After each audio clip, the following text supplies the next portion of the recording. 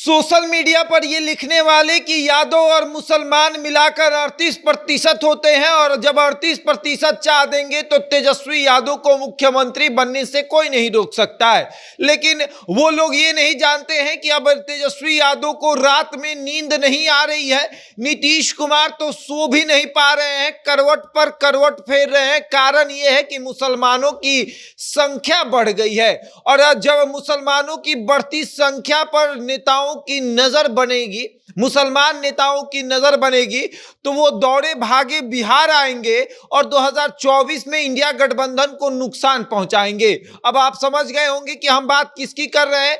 जो 2020 के चुनाव में आता है और 5 सीट जीत कर चला जाता है, उसी असदुद्दीन ओवैसी की हम बात कर रहे हैं। जी हां, AIMIM जो पार्टी है उसके जो संस्थापक है, राष्ट्रीय अध्यक्ष हैं असदुद्दीन ओवैसी, अब वो बिहार आएंगे और खुलकर बिहार में राजनीति करेंगे और वो अब मंचों से कहेंगे कि देख लीजिए हमारी संख्या सबसे अधिक है और हम सबसे पिछड़े हैं और अब हम खुलकर हमें सामने आना पड़ेगा।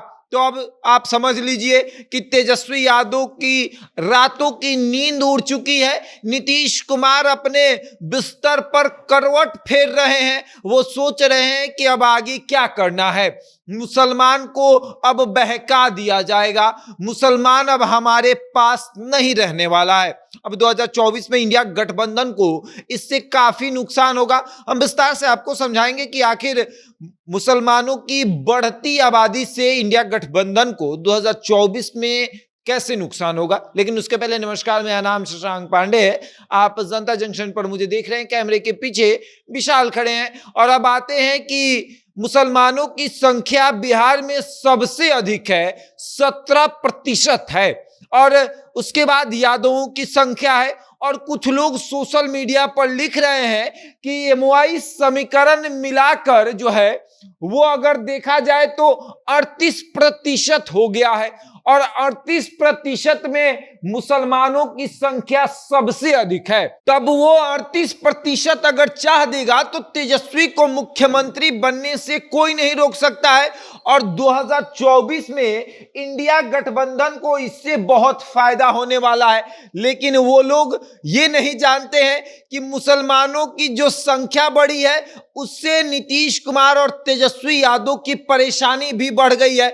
नीतीश तेजस्वी ये सोच रहे हैं कि जिस तरीके से 17% मुसलमानों की संख्या है, अब असदुद्दीन ओवैसी जो है वो आएंगे बिहार और खुले तौर पर मंचों से कहेंगे कि हमारी संख्या अधिक है लेकिन राजनीतिक भागीदारी हमारी कम है। तो अब आपको सोचना पड़ेगा कि किसके साथ जाना है। और अगर मुसलमान असदुद्दीन ओवैसी के साथ चले गए तो इंडिया गठबंधन को नुकसान होगा और इंडिया गठबंधन ये देखेगा कि किस तरीके से मुसलमानों को असदुद्दीन ओवैसी अपने साथ लेकर चले गए। अरे 2020 में पहली बार आकर 5 विधायकों को जिता देना मामूली बात नहीं है। लोकसभा में अगर कुछ नहीं कहेंगे असदुद्दीन ओवैसी, हर लोकसभा से अगर 20-20 हजार भी वोट काट देंगे तो समझिए इंडिया गठबंधन का क्या होगा। इंडिया गठबंधन के हर प्रत्याशी की हर सीट पर से हार हो जाएगी।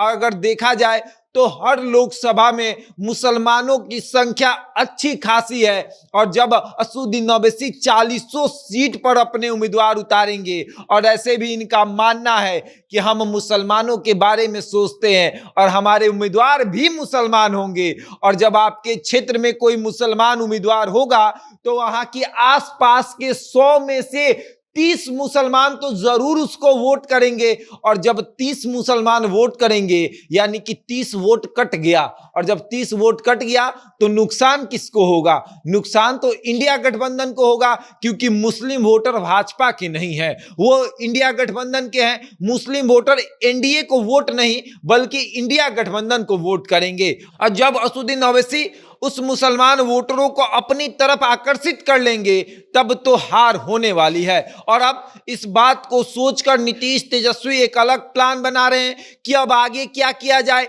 यादव की संख्या बढ़ी थी, इस चीज में तो हम ये भूल गए कि मुसलमानों की भी संख्या बढ़ गई है। हालांकि मुसलमानों को 30 भागों में बांटा गया था, हर तरीके से हर उपजाति को अलग अलग तरीके से लिखा गया था और ये जाहिर किया गया था कि आपकी संख्या अधिक नहीं है। लेकिन मुसलमान ठहरे तेज, उन्होंने सब उपजाति को एक जगह इकट्ठा करके बता दिया कि हमारी संख्या 17% है और अब हम किसी से हार मानने वाले नहीं है। और अब देखने वाली बात यह है कि ये 17% असदुद्दीन ओवैसी को कितना फायदा पहुंचाएगा और नीतीश तेजस्वी को कितना नुकसान पहुंचाएगा। बहरहाल इस खबर में इतना ही। बने रहे हमारे साथ और देखते रहे जनता जंक्शन।